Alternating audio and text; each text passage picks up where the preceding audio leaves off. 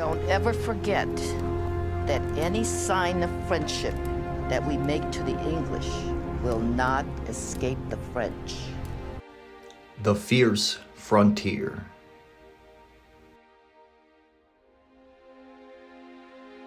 The American frontier, popularly known as the Wild West, encompasses the geography, history, folklore, and culture associated with the forward wave of American expansion in mainland North America that began with European colonial settlements in the early 17th century and ended with the admission of the last few contiguous Western territories as states in 1912. This era of massive migration and settlement was particularly encouraged by President Thomas Jefferson following the Louisiana Purchase, giving rise to the expansionist attitude known as manifest destiny.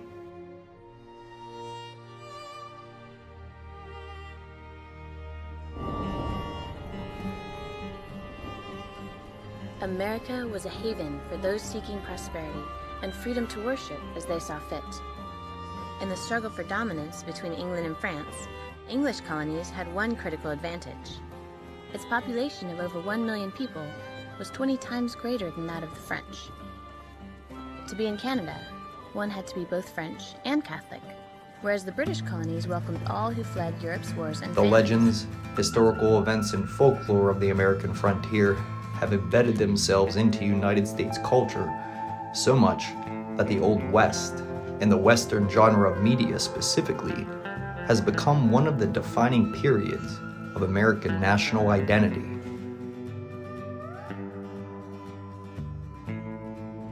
During the 18th century, Britain and France were engaged in an almost continuous struggle to see which nation would be the world's dominant military power. Wars between the two spilled over to their North American colonies. By the middle of the century, the great prize claimed by both sides was the Ohio Valley.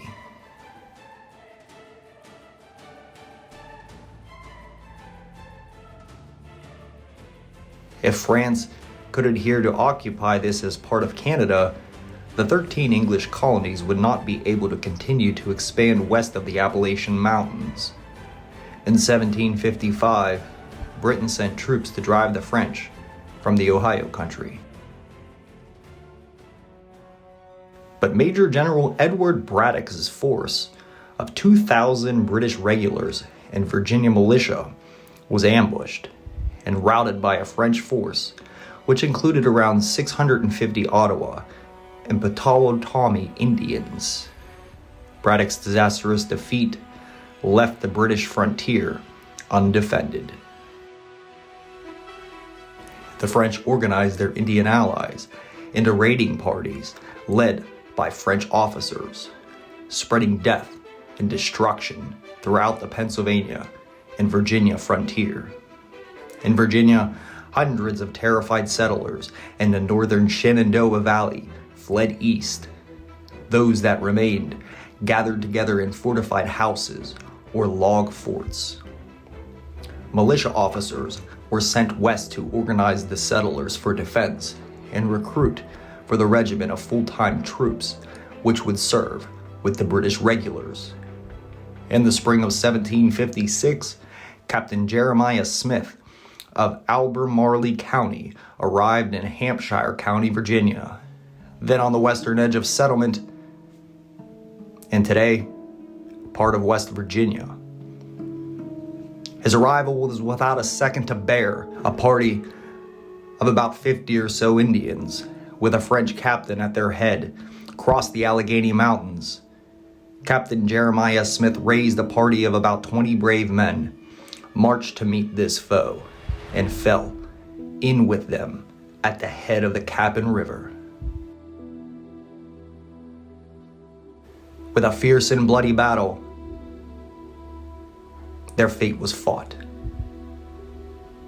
Smith killed the captain with his own hand. 5 other Indians have fallen.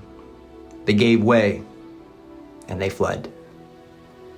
Skirmishes such as this were repeated scores of times in the frontier counties of what is now West Virginia, which also supplied recruits for the full-time Virginia regiment that would serve under George Washington. The spirit of these citizen soldiers of the French and Indian War is carried on today by the men and women of the modern-day frontiersmen. Well, thank you guys for checking out this video. And if you like videos like this, please be sure to smash that like button, subscribe to the channel, and share this with your friends. And as always, remember to get out there and explore. Thanks, guys.